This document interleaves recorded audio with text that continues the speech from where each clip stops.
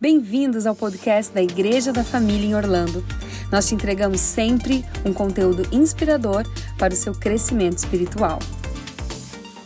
Olá, sejam todos bem-vindos ao podcast da Igreja da Família. Hoje eu tenho a alegria de conversar com um pastor que tem feito a diferença no mundo. Ele tem tanta história legal para contar para vocês, que a gente estava conversando aqui, que eu quero muito que ele compartilhe tudo com vocês aí. Eu tenho certeza que vai edificar a sua fé e, mais do que isso, vai te inspirar a fazer o mesmo aí na sua igreja local.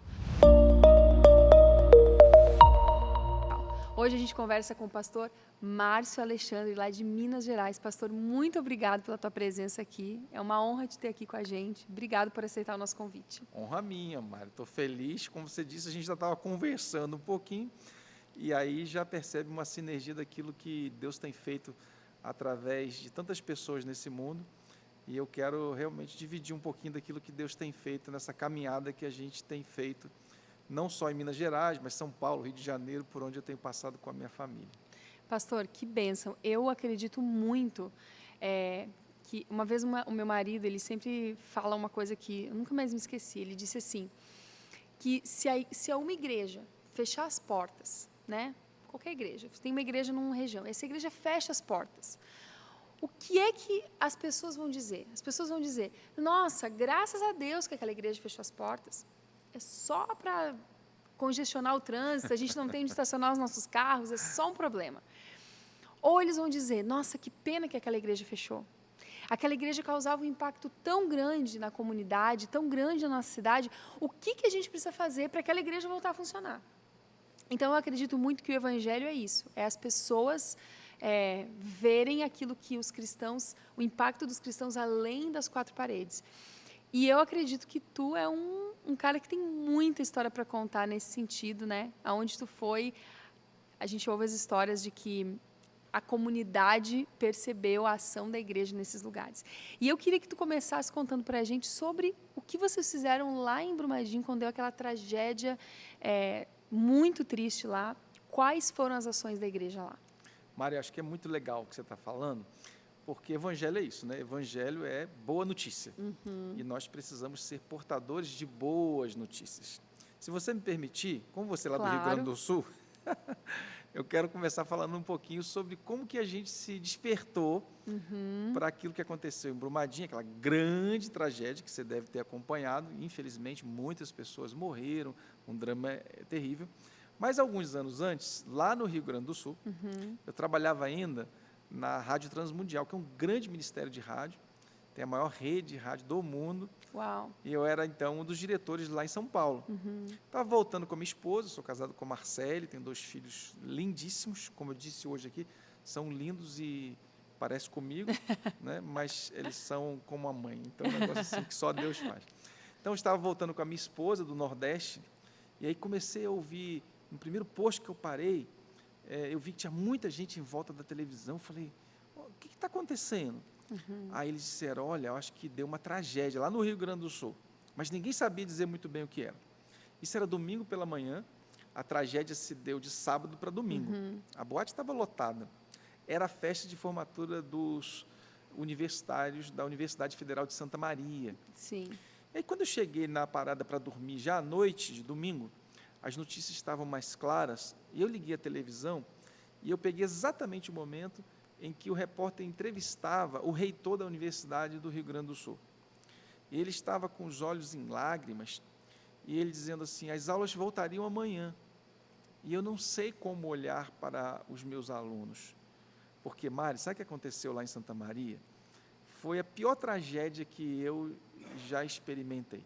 Porque como pastor, muitos anos, eu já fui em casa de pessoas que tinham perdido filhos, alguém que perdeu um parente próximo. Então, aqueles dramas do luto que um pastor naturalmente está envolvido. Mas Santa Maria, aconteceu um drama coletivo. Ninguém em Santa Maria ficou sem perder pelo menos um conhecido, um vizinho, verdade. Um parente, um colega de escola. Então, a cidade chorava. Quando eu cheguei na cidade, era algo que parecia uma guerra, assim, carro de polícia, de bombeiro, exército, carro de polícia federal, todo mundo foi para lá para ajudar. E a gente ficou assim impactado. Eu falei para minha esposa, olha, eu vou pegar as malas e vou para lá. Porque quando o reitor disse lá, naquela entrevista, que ele não sabia como olhar para aqueles alunos, eu pensei no meu coração, eu sei. Eu tenho uma coisa que ele não tem. Eu sei, porque naquela época, eu tinha acabado de escrever um livro sobre capelania em escolas, e justamente é o trabalho de cuidar de alunos. Uau, olha como Deus E eu conecta as coisas. conecta, eu falei, cara, é isso aqui que eu sei fazer, eu sei olhar para eles e sei o que dizer. Peguei as malas, cheguei em São Paulo, fui para Santa Maria e pedi para que, naquela noite mesmo, mandei uma mensagem para a minha equipe, eles prepararam um caminhão. Eu não sei se você já ouviu falar num material chamado Presente Diário, é um devocional diário, leitura. Sim, No Brasil tem vários, sim. esse era o nosso que nós produzimos. A gente mandou 10 mil para lá. Quando eu desci em São Paulo e peguei o voo seguinte, eu cheguei lá com 1 dia e meio, mais ou menos, depois da tragédia. Então, nós chegamos na cidade, fizemos uma capacitação com as igrejas, e o que aconteceu é que a gente falou para o pessoal, olha, a gente vai sair pelas ruas e nós vamos falar do amor de Deus.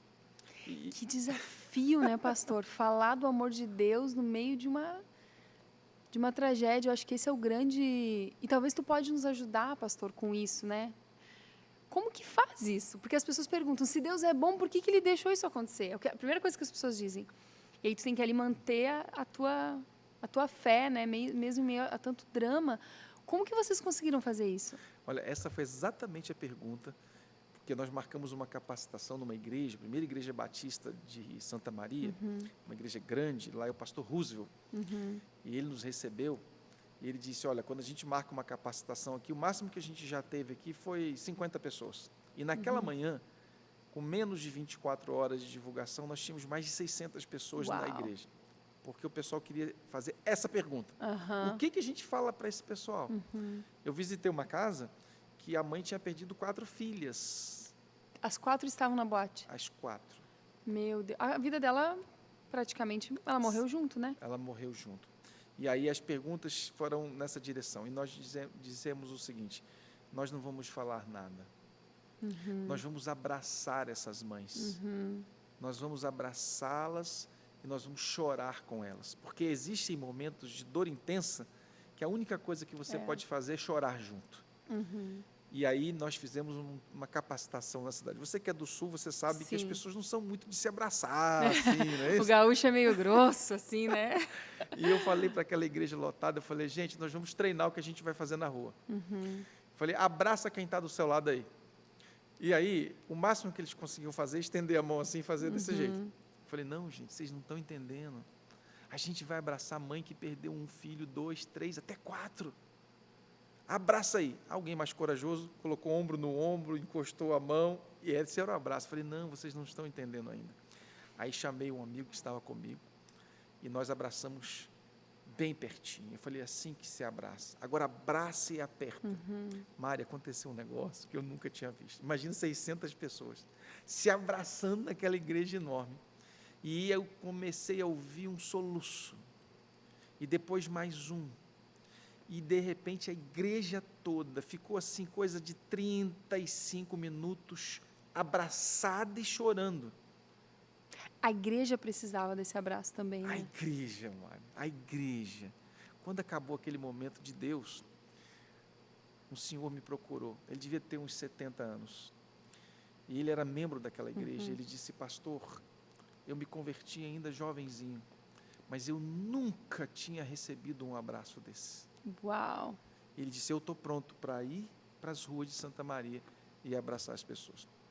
Bom, essa história toda ficou no meu coração. Mas aí vocês foram para as ruas, assim, que nem o evangelismo antigamente, que tu ia lá entregando panfletinho e Bíblia e batendo na casa das pessoas. Como é que foi isso? Ou vocês foram lá na boate mesmo, onde estavam as pessoas, os curiosos em volta? Porque eu me lembro, eu como gaúcha, me lembro claramente dessa tragédia. Eu lembro que eu estava dormindo e meu pai me acordou e disse... Acorda, acorda, acorda. Aconteceu uma coisa em Santa Maria. E eu, pastor, morei muitos anos em Santa Maria.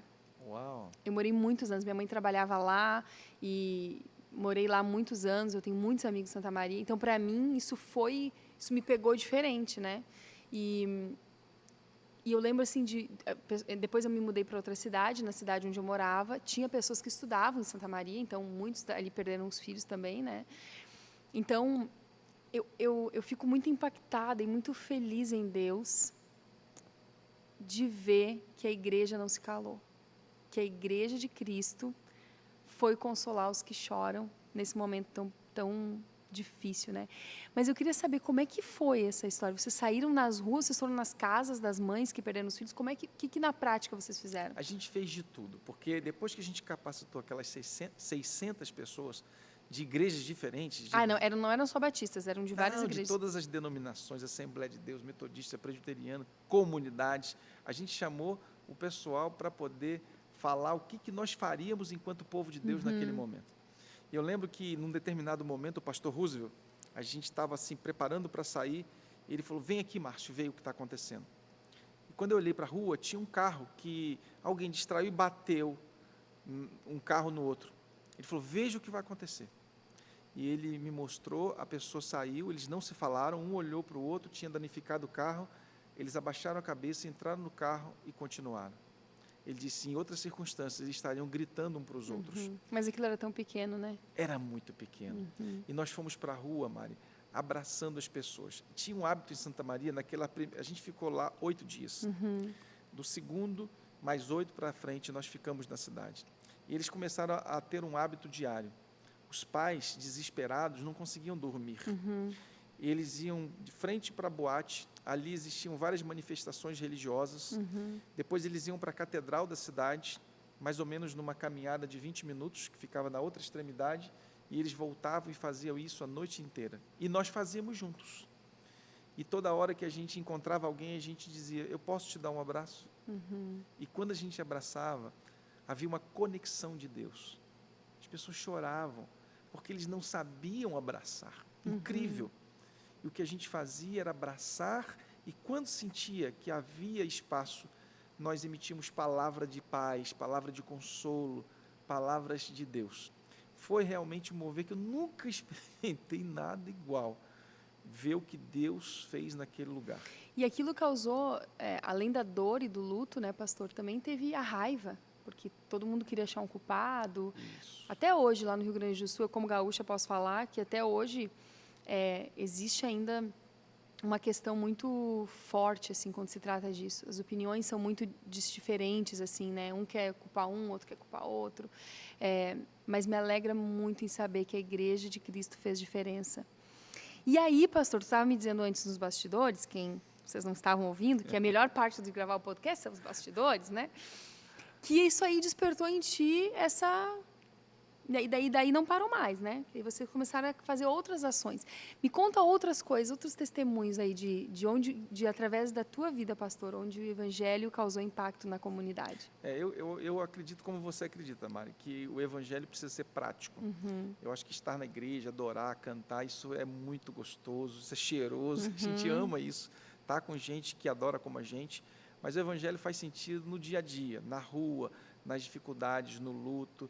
É ali que faz diferença. Então, essa foi uma experiência marcante na minha vida. Anos depois, eu já agora em Belo Horizonte, dirigindo a Convenção Batista Mineira, que é a Associação dos Batistas, nós temos 1.200 igrejas lá.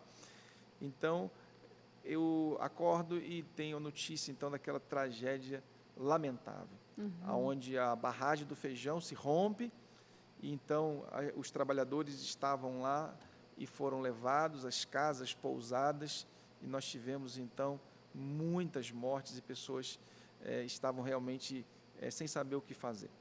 Então, eu chamei 3 pessoas naquele momento, através de grupo de WhatsApp, e nós fomos para a cidade. Chegando na cidade, também sem saber o que fazer, a área que tinha acontecido estava fechada, ninguém podia entrar.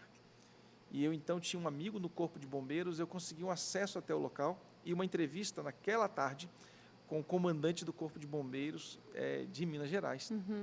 E eu disse para ele, olha, comandante, eu vim aqui porque eu quero ajudar. Eu sou pastor, eu conheço muita gente em Minas, no Brasil, médicos, psicólogos, a gente pode mandar um grupo enorme de voluntário para cá. Aí ele falou, Márcio, não precisa, a gente tem muito médico, a gente tem muito psicólogo, a gente tem isso nas Forças Armadas, o Exército estava lá, a Marinha estava lá, todo mundo.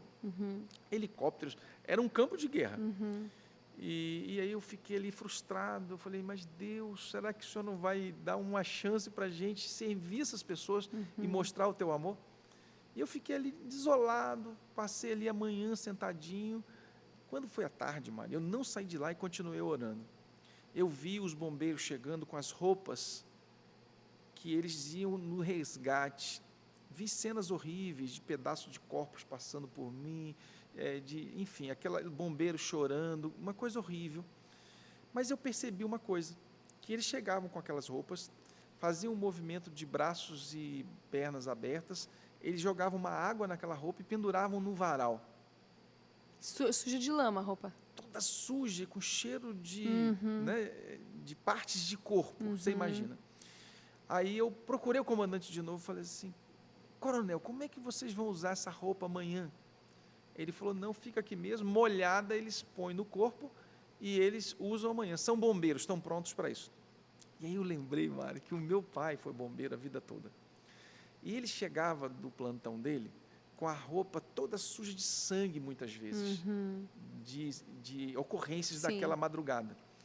E a minha mãe sempre preparava 2 uniformes para ele, pensando nisso, porque quando ele chegava no quartel, ele trocava para a próxima ocorrência.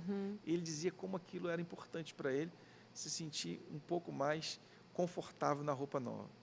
E quando eu perguntei aquilo para o comandante, que ele disse que não tinha como cuidar de uma segunda roupa, era o mesmo uniforme, eu falei, e se nós montássemos uma lavanderia, comandante? Ele falou, mas como é que você vai montar uma lavanderia aqui? Porque o lugar era ermo. Eu falei, o senhor aqui que é o comandante. O senhor manda e a gente faz. Mas eu não fazia a menor ideia como é que eu ia montar uma lavanderia. Tipo assim, eu vou vender, depois eu resolvo o meu produto. Como é que eu vou montar? Eu falei, o senhor que manda. Mas Deus me direcionou para aquilo ali. Quando ele falou assim, essa ideia seria brilhante, pode fazer. Eu saí dali determinado que a gente ia montar uma lavanderia. E, de fato, ali não era o lugar apropriado. Montamos numa igreja próxima, Batista, que nós tínhamos acesso, e ficava mais ou menos a uns 4 quilômetros do local.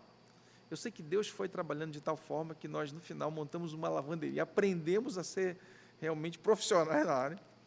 Então, tínhamos lá 20 máquinas de lavar, 20 de secar, fruto de doação. 20 máquinas de lavar e de secar. Isso a gente fez em 24 horas, montamos a lavanderia. Gente, os vendedores das lojas ficaram felizes.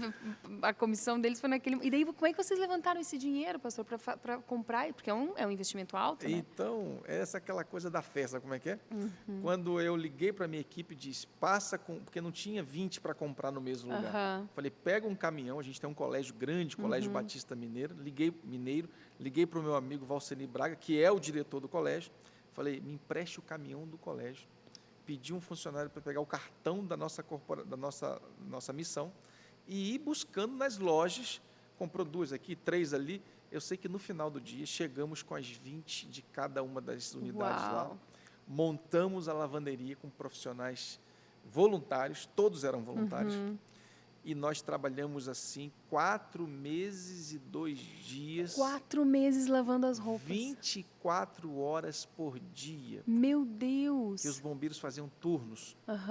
E aí o grande detalhe, Mário, é que quando a gente entregava, e eu tive várias experiências assim, o bombeiro deixava a roupa suja no final do turno, quando ele chegava de manhã às 6 horas para pegar o novo turno, ele recebia a roupa e nós colocávamos sempre um chocolate e um bilhetinho, dizendo, estamos orando por você. Uau! Nós somos parte da sua família aqui. Uau! Estou arrepiada aqui só de ouvir isso. Gente, que coisa linda. E eu lembro de quando eu entreguei isso para um bombeiro, eu também estou arrepiado aqui. Ele se ajoelhou e ele começou a chorar. Ele disse assim para mim, eu estou aqui há 15 dias sem ver a minha família, mas vocês são minha família aqui. E me abraçou. Eu orei com ele. Ele disse para mim, por que vocês estão fazendo isso? Eu falei assim, porque Deus nos ama tanto. E a gente quer dividir esse amor. Ele me abraçou muito forte e disse, eu quero esse Deus. E nós vimos ali muitas conversões de bombeiros, não só de Minas, São Paulo, Rio de Janeiro, Rio Grande do Sul, Paraná, Bahia, porque os estados se uniram para fazer aquela missão. Aí passaram ali 2 meses, Mário, e a gente lavando roupa, 24 horas, você imagina? Eu lembro de um casal de médicos de São Paulo que chegou lá e falou assim, pastor, a gente está indo para aí, a gente quer ajudar. Eu falei, o que vocês fazem? Nós somos médicos, fechamos nossas clínicas, estamos indo para aí. Porque estava passando em todo tipo de televisão no Brasil e no mundo. Sim, eu me lembro. Falei, olha, só desculpa, mas a gente não tem trabalho para médico aqui. Ele falou, não, a gente não quer ser médico, a gente quer da lavanderia. Vi todo mundo queria fazer a lavanderia. Gente, que legal. E foram para lá. E foi assim, muitas conversões, muita coisa que Deus foi fazendo, não só na vida dos bombeiros. O prefeito nos procurou, ia lá, igreja pequenininha. Ele ia lá porque ele queria ver aquilo de perto. Virou atração da cidade, né? É sempre algo que pode ser feito, né, pastor? Sim. Sempre. Às vezes a gente... E o mais legal é que tu tem essa habilidade de pensar fora da caixa, né? Porque tu vai lá para Santa Maria e pensa, como que eu posso... Né? Parece, às vezes, a gente só pensa na forma mais óbvia. Mas tu fala, não, eu vim para Santa Maria, mobilizei 600 voluntários para abraçar esse povo. É maravilhoso isso. Coisa de Deus, Mário, porque você fala assim, como é que você pensou isso? Eu não sei. Sabe aquelas coisas que Deus vai direcionando e você vai sentir no momento? É mais ou menos assim. Eu lembro que um dia eu cheguei na igreja, porque 4 meses e 12 dias, você imagina, é uma trajetória, né? Nós alugamos 4 carros e nós acabamos com 4 carros, porque o lugar era tudo de pedra, aquela coisa toda, ia entrar voluntário, e não tinha vaga para voluntário mais. Aí tinha uma cozinha improvisada, então tinha equipe. Sim, daí uma coisa vai levando a outra, né? Tinha uma equipe de cozinha, tinha uma equipe de limpeza, tinha uma equipe de luto que visitava, porque todos os velórios da cidade, à medida que os corpos iam sendo identificados, nós estávamos. Então tinha uma equipe só para isso. Tinha uma equipe que só lavava, outra que só passava. Aí lá para o 3º mês, 2 meses e meio, 3, outro milagre de Deus. Alguém teve uma ideia, essa ideia definitivamente não foi minha, e aí estimulou os alunos das escolas do estado de Minas, escolas diversas, a escrever cartinha para os bombeiros. Porque aquilo estava passando em todas as televisões do Brasil, todas.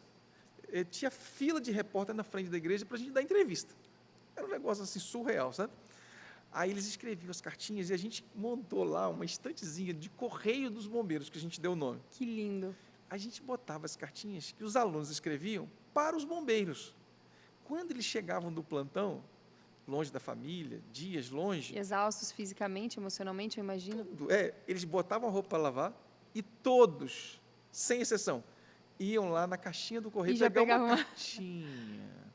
Aí eu lembro de um bombeiro do Paraná, que pegou a cartinha, e em pé ali mesmo, uma cena linda, eu estou arrepiado outra vez aqui. Nossa, é muito lindo. Ele pegou a cartinha, Mari, ele começou a ler, e o nome da menina que tinha escrito era o nome da filha dele. Oh. E ele chorava igual criança, e ele quis gravar um videozinho, nós temos esse vídeo gravado, sabe? Ele chora contando que ele é como se a filha estivesse abraçando ele.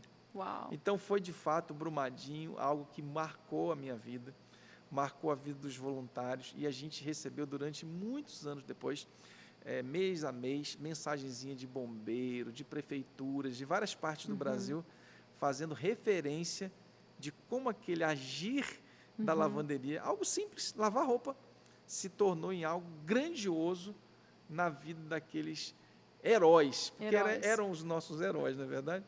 E a gente teve a oportunidade de cuidar deles. Foi lindo. Uau! E sabe, pastor, que para tudo isso, para todos esses movimentos, seja Santa Maria, Brumadinho ou tantos outros, que eu tenho certeza que a gente poderia ficar aqui 2 dias contando todos os testemunhos, é necessário uma liderança forte. A gente sabe que trabalhar com voluntários é um grande desafio, ainda que existem tragédias aí que estão envolvidas nesses casos, as pessoas ficam naturalmente mais comovidas, né? Mas, de qualquer forma, trabalhar com voluntários é um grande desafio. Qual seria um conselho, um conselho mesmo que tu daria a pastores ou cristãos que gostariam de trabalhar com voluntários? Como que tu faz para trazer essas pessoas todas, 600 lá em Santa Maria, voluntários que ficaram 4 meses em Brumadinho ali se doando? Como que tu faz para trazer essas pessoas para perto e para engajar eles nas ações voluntárias da igreja? Pergunta linda, inteligente e muito própria. O que a gente faz? Nada. Mari, a gente não faz nada. Porque assim, quando a gente sente Deus mandando a gente fazer alguma coisa, é interessante que essa ideia, ela não é nossa. Alguém diz, como é que você teve a ideia da lavanderia? Eu falei, gente, essa ideia não foi minha. Foi de Deus, eu fui lá para levar médico, psicólogo, fui lá para fazer lavanderia. Na hora Deus falou, vai lavanderia. E a gente só obedece. Lá em Santa Maria também, o que a gente vai fazer? Eu também não sabia. Eu não tinha essa resposta. Deus fala, abraça esse povo. E era aquela resposta. Agora, se você perguntar, o que aconteceu por último? Você lembra de uma creche lá em Minas, no norte de Minas, que um homem, o vigia, tacou fogo nas crianças? Não sei se você lembra desse fato, que ganhou repercussão, inclusive, nacional. Um vigia lá teve um surto, e ele tacou fogo no próprio corpo, nos alunos da creche. Vários morreram, e vários ficaram queimados, né? Professores morreram e tal.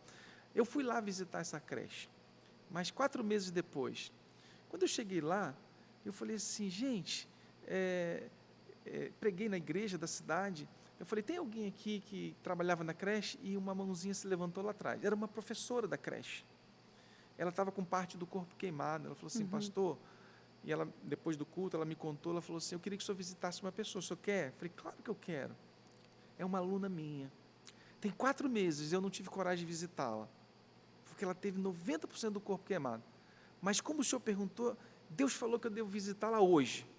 Você vai junto? Eu falei, eu vou, quero ir lá. Morrendo de medo, né? De ver criança queimadinha. Eu fui lá. Chegou lá, era a Flavinha.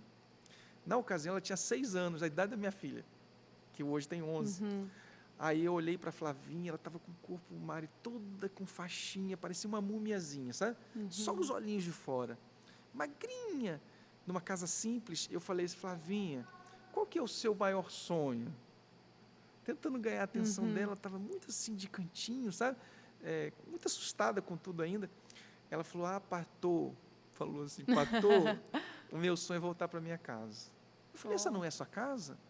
Perguntei para os pais melhor, não, a casa que a prefeitura deu, porque ela não tem como voltar para casa, ela está toda queimada, e lá é muito quente, essa região norte de Minas, e a casa dela, eu levantava a mão, podia botar a mão no teto.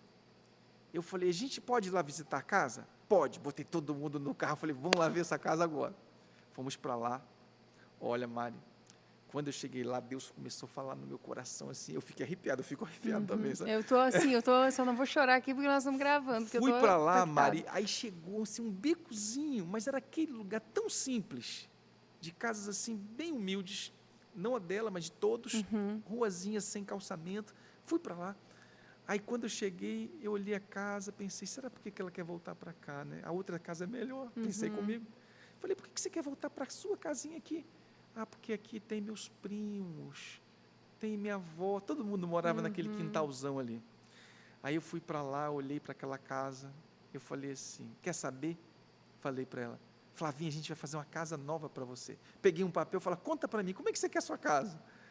Seu quartinho, eu falei, eu quero dessa cor, eu quero disso, e fui anotando, sabe, anotando, não tinha um dinheiro para aquilo. Mas esse sonho estava ali. Anotei, pedi para abrir o celular lá na hora, e falei assim, gente, vamos gravar um vídeo agora, e gravei na hora, falei, gente, eu queria fazer uma casinha, contei aquela história rápida, soltei o vídeo, a casa custou mais ou menos R$80 mil, porque a gente fez uma casa linda para a Flavinha, do jeitinho que ela quis, e sabe como é que foi? Quando eu soltei aquele vídeo, os recursos foram entrando, as pessoas doando, os voluntários, então, Mari, respondendo a sua pergunta, eles estão prontos para ajudar. Se a missão é séria, se o projeto vai realmente tocar vidas, se ninguém está levando vantagem em nada, se há transparência, as pessoas querem ajudar, seja com recursos, ou seja com as suas próprias mãos. Então, o voluntário não é difícil, é fácil.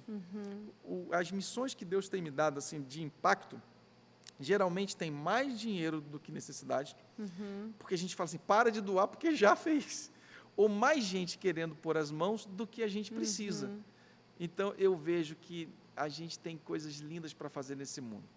O que o pastor, o líder, você que é líder, o que você deve fazer? Meu conselho, a pedido da Mari, esteja atento no que está acontecendo à sua volta, deixa Deus falar o seu coração, regace as mangas, comece a fazer que as pessoas venham junto. É assim que Deus tem feito. Uau, pastor, que coisa linda, gente, sabe, essa é a igreja de Cristo, eu acho que Eu não sei, eu tô assim até meio sem palavras, porque que coisa mais linda, Posso sabe? contar mais um? Pode contar 30 histórias. Só mais um aqui, pelo menos.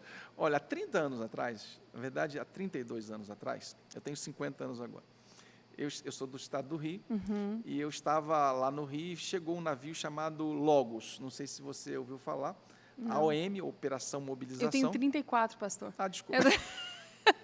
Eu não me lembro dessa daí. Não, mas essa organização ainda existe. Ah, tá. A OM é a Operação Mobilização, é uma organização linda, sediada aqui nos Estados Unidos. E eles têm navios. O Logos, tinha o Dulos, que eu acho que o Dulos que afundou, aí tem o Logos 1, Logos 2. Esses navios, eles andam o mundo cheio de voluntários. Ah, eu acho que eu conheço, porque eu fiz parte da Jocum, Jovens com uma Pronto. Missão, e tem muitos voluntários lá também. É Jocum das Águas. É, Jocum das Águas, basicamente. Eles rodam o mundo, aí tem livraria, eles têm lá uma série de ministérios, é um multiministério com gente do mundo inteiro no navio. Então, um dia eu fui lá, chegou o navio no Porto do Rio, eu fui lá visitar.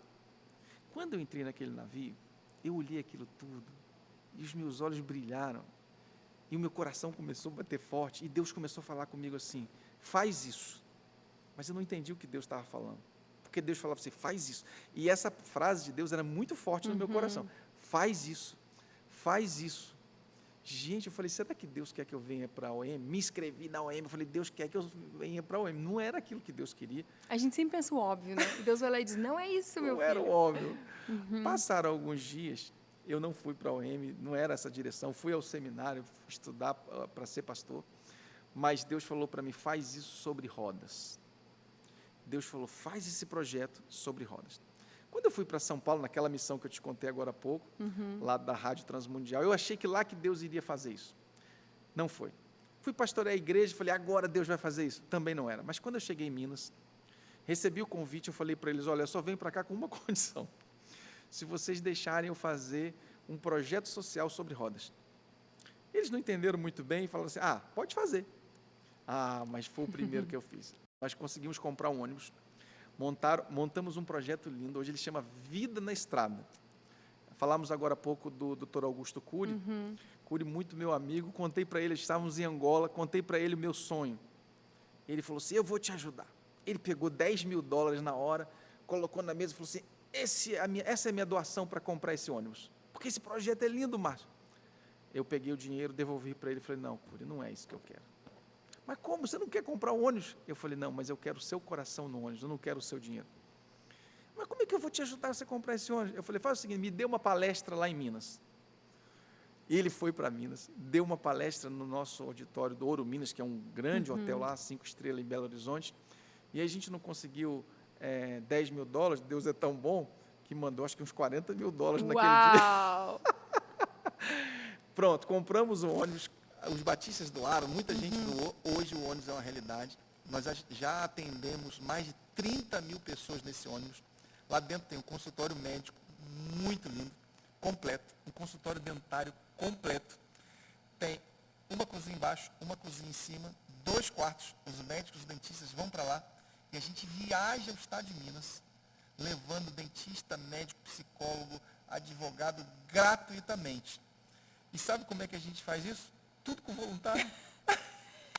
Gente, que coisa mais linda, pastor, ver a igreja se movendo dessa forma. Agora, mais bonito do que tudo isso é ver o teu coração, pastor.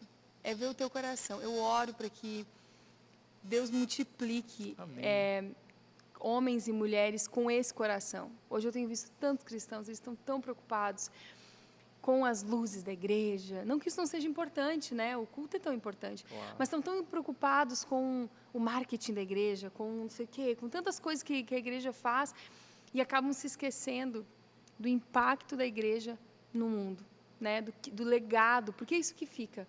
O que as pessoas, eu sempre digo, legado é o que as pessoas vão dizer quando você se retira. Não necessariamente quando você morre, mas quando você se retira de um ambiente, quando você se retira de algum lugar. O que as pessoas vão falar ao seu respeito? E como igreja de Cristo, eu sou muito inspirado pelo exemplo de vocês, porque eu tenho certeza que quando tu, pastor, se retira de um ambiente, as pessoas dizem, esse pastor faz a diferença. E o legado, e o impacto, e E os frutos de tudo isso continuam aí. Eu tenho certeza de uma coisa, pastor, o dia que tu chegar no céu, Deus vai falar assim, pastor, esse aqui, tá vendo esse aqui? É fruto do teu trabalho. E aí tu vai dizer assim, mas Jesus, eu nunca conheci essa pessoa. Mas ele estava lá em Santa Maria. Esse é um bombeiro, esse é um filho de um bombeiro, esse é a prima da menina do norte de Minas. Da Flavinha. Da Flavinha. Esse é um casal que conheceu a Cristo porque foi no médico lá do ônibus. Então, de verdade, que coisa linda. Mas, Mari, posso falar uma coisa? É tão gostoso ouvir o que você está falando, mas sabe que a gente que faz, e eu quero te estimular você que está ouvindo, quando você doa alguma coisa, o seu tempo, o seu talento, o seu recurso, eu tenho um amigo que diz que a gente tem que ter o bolso de Deus. Aí eu perguntei para ele, o que é bolso de Deus? Ele falou assim, todo dinheiro que eu ganho, eu separo um pouquinho, aquilo ali é bolso de Deus. Eu falei, o que o bolso de Deus faz? O bolso de Deus faz o quê? Ele falou, quando você vê alguém que está precisando, você já tem um dinheiro certo para doar para aquela pessoa. E quando a gente faz isso, a gente doa o nosso recurso, quando a gente doa o nosso tempo, quando a gente mobiliza pessoas para ajudar o outro, ali a nossa vida faz sentido. Deus nos fez para servir. Deus não fez a gente para ser servido. Então, quando a gente está muito feliz, sabe por quê? Porque a gente está servindo. Por exemplo, você está fazendo esse podcast lindo aqui. Voluntariamente. Eu sou voluntária. Tenho certeza que você fica super feliz. Muito. O seu esposo está aí, atrás das câmeras. Com certeza, vocês já poderiam ter saído aqui do culto, já está em outro local. Não, vocês estão aqui investindo tempo. Isso não enche o seu coração? Muito. Enche o meu também, Mari. Eu fico assim pensando, cara, tem tanta gente legal que vem nessa igreja. Eu falei, pastor Lécio, tem tanta gente legal que vem nessa igreja. O mundo precisa conhecer esses homens e mulheres de Deus e suas histórias. Quantos jornalistas tem no mundo? Mas quem teve a ideia que você teve e disposição de fazer? Então, a semelhança da Mari, e Deus também tem usado, glória a Deus por isso na minha vida, eu quero estimular você. Use os seus talentos. Você é médico, dentista, você é psicólogo, eletricista, cozinheiro, não importa. O que você fizer, separe um tempinho para abençoar pessoas. Aí você vai sentir que a sua vida faz sentido. É verdade. E é lindo quando a gente pode fazer isso. Pastor, muito obrigado. A gente podia ficar aqui até amanhã, até 2024, conversando. Da próxima vez que tu vier para Orlando, por favor, volte aqui para o podcast, que eu sei que tu tem muito mais coisa para nos acrescentar. Então, assim, veio para os Estados Unidos, já bota aí na tua agenda. Vou lá no podcast da Igreja da Família. Muito obrigado, que Deus te abençoe muito. Obrigado, e boa viagem de retorno ao Brasil. Obrigado, muito obrigado. Obrigado, gente. Prazer estar aqui com a Mari e dividir esse tempo tão gostoso. Se você que nos assiste, se você foi inspirado por essas histórias lindas do Pastor Márcio, se você tem no seu coração de fazer trabalhos sociais, trabalhos voluntários na sua igreja, se de alguma forma o Espírito Santo falou com você através desse podcast, faz uma coisa. Pega os links, seja no YouTube, seja no Spotify, e manda para todo mundo. Manda para o seu pastor, diz, pastor, eu conheci um pastor no podcast maravilhoso, ele deu várias ideias, vamos fazer isso na nossa igreja. Ou convida seus amigos, faça com que a mensagem do Evangelho chegue em todos os lugares. E pense fora da caixa. Acho que essa é a maior lição que eu aprendi hoje com o pastor Márcio, é pensar fora da caixa, tentar olhar os outros com a perspectiva de Deus. Que Deus te abençoe e nós nos vemos na semana que vem.